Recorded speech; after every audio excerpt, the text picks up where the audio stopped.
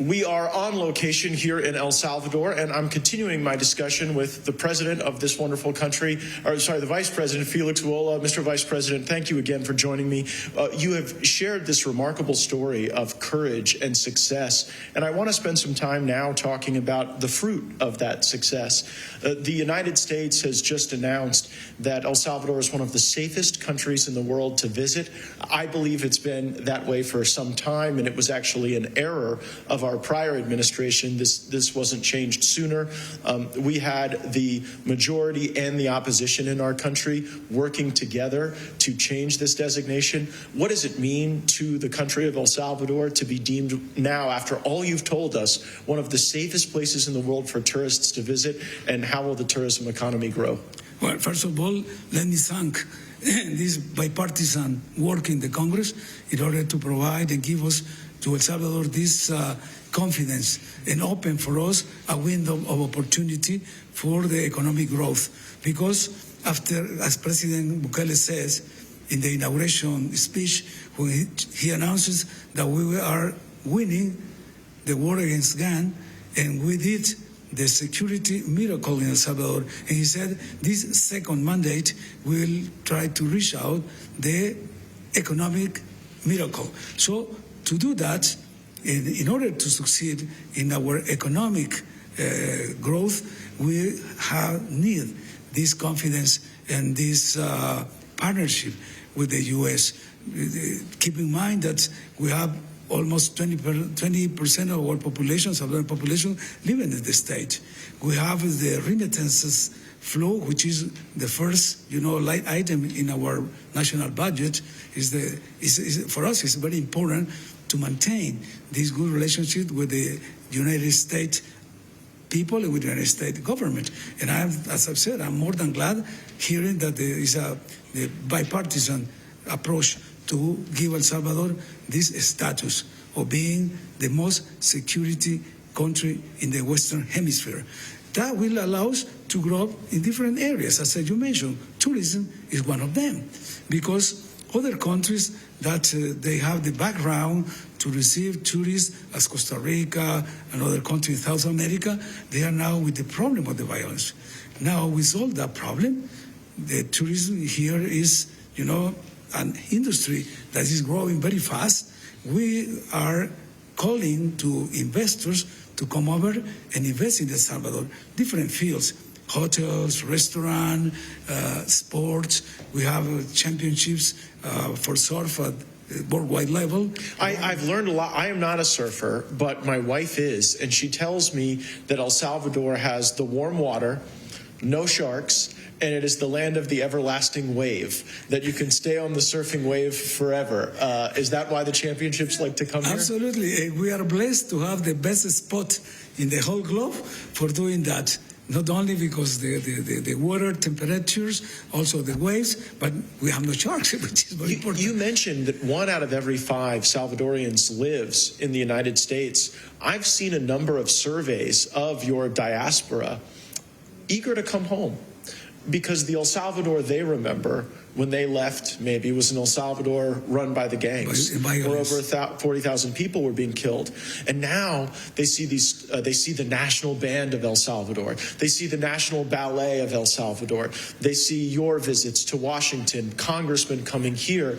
Do you get the sense that we're entering an era where maybe more Salvadorians will be moving home from the United States than moving from here into my country? Absolutely. And that's why what the President Bukele has called the reverse immigration, because people now are, trying to make true the Salvadorian dream. So they already get the American dream. They work hard, they make savings, they have a small capital, and they want to come back to invest in their communities. So far, we have a report from our central bank that we overpassed $700 million of investors just for the diaspora of El Salvador, which is, a big deal. And for us, when the people feel proud to say, I am a Salvadorian, when in the past, 5-10 years ago, Salvadorians in the state, they said, no, I'm Mexican, I'm a Colombian. I mean, they feel shame because immediately they were labeled as a gangs. So now they feel proud to say, I'm Salvadorian. And that is the way that now they are trying to come back and to invest in their communities. And this is the reverse immigration that we're expecting. What is it like for you as the vice president to be a part of that chapter of this nation's story, right there as a key partner to President Bukele leading this national revival? Just will give you a single information. In the last election, for the first time, Salvadorian living abroad could vote for the presidency. And we got 98% of the votes for President Bukele just from the United States. That is the way that the people express themselves, because they know that the elders, the people, the first generation probably, they want to come back. But the other, they want to live in the state. They are American citizens. They became part of the American culture.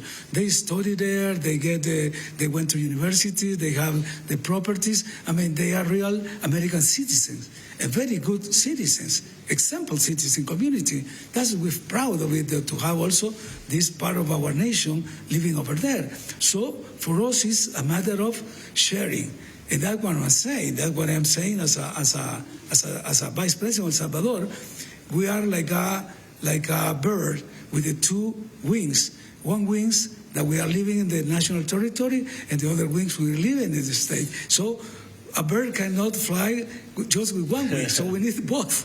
There were, our diaspora is part of our proud also as a nation, because they have relevant, Salvadorian, just one person, Frank Rubio. Frank Rubio was the astronaut who spent more time in the space. He was born in El Salvador. Wonderful. Yes, his background is Salvadorian.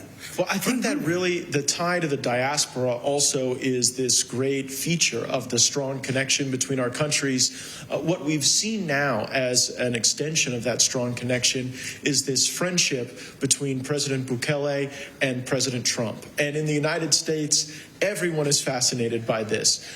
It is obvious to us when President Trump is around someone who makes him happy and comfortable and is a fellow traveler to a strong and peaceful world. How do people in El Salvador think about this great friendship between these two men?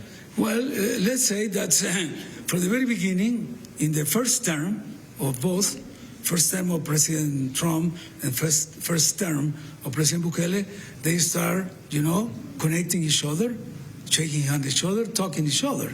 Then it was this hiatus of the presidency, Trump, but now they are both in the second term.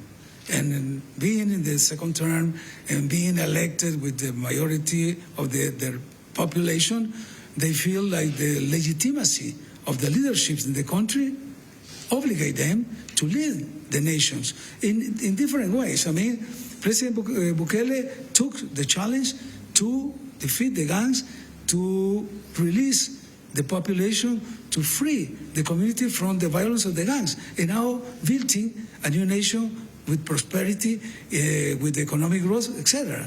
President Trump is doing the same in their own way. This pride that you talk about, is it enhanced when the people of El Salvador see how effectively your military handled the transfer of the Tren de Aragua and MS-13 gang members here?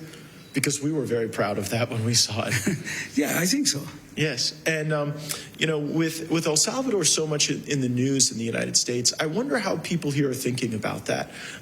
Everyone in El Salvador knew about Sakat, but it's only been in the last few weeks that people in America know about this achievement that you've had, and they see how the laws are working here and how your president operates.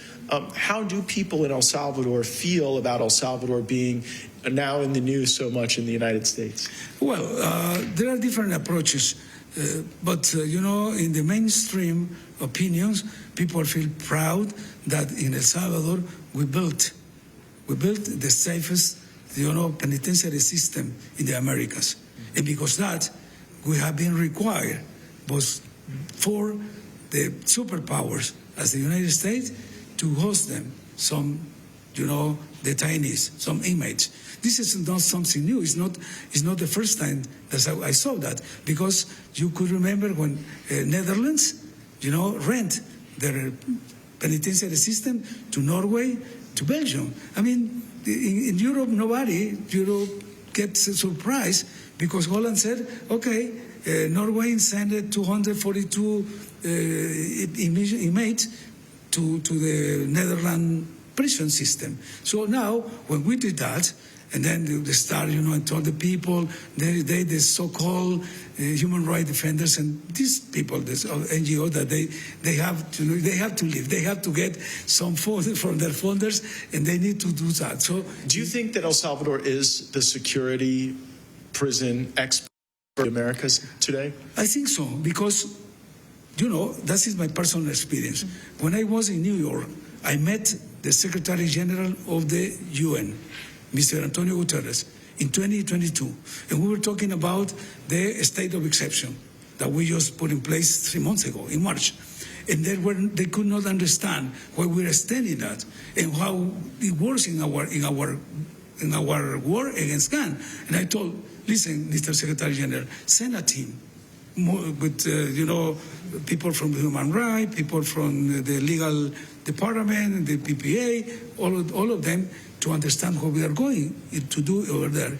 But the main concerns of the people in the United Nations was, where are you going to allocate all these people that you are capturing? And I said, we are trying to solve that. And that was the way they did it. We bought a property of 230 acres, very far away from any urban area, because our colonial heritage from Spain, our prison were in the downtown. So yes. It was a problem with communication, with yes. Cancun, communication, not in any downtown. So we built that prison in a very record time. Less than 1 year, we have built the most safest, the safest penitentiary system in the Americas. And because we have still room, so the United States think about that, and they make this deal between the Secretary of State and our government, which is the way that the government deals each other. So I don't see any problem if there is a precedent in Europe when Holland, Netherlands, deals with Norway and Belgium to do the same. So there is a precedent in Europe. Indeed, we have talked about the challenges of El Salvador's past, the security and success of the present. My last question for you is about the future. When you look at the next 5 years in El Salvador, you've embraced Bitcoin as a feature of your economy. 18% of your GDP is construction. I think every crane in Central America is here building a skyscraper in San Salvador. What would you want American viewers to know about the future of El Salvador in the next 5 years? What I would like to send is a message to the American investor to see El Salvador as a window of opportunities, not only in innovation, as you mentioned, because our bet to move in the digital economy is not with the Bitcoin, it's also with the digital asset. We approve a law for digital asset. We have also approved another law to promote with fiscal incentive to companies to come to invest in innovation. But also there are other fields for investing. For instance, the renewable energies, our matrix has changed. Now we are, growing up on solar energy, wind energy, hydropower, biomass, and the most important, which is we have not oil in the undersoil, but we have, the gold. Not the gold, because the gold is something that we can talk about that, because there are other minerals, the germanium and others that the President has remarked. No, we have the geothermic energy. Yes. Geothermic energy, which is the most clean energy, and we are plenty of that. So, and tourism, of course. I mean, tourism has become our first, first industry to promote our country worldwide. So I see the future in that way. All the opportunities to attract and to bring foreign investor, direct investor, but other is internally. We are transforming El Salvador.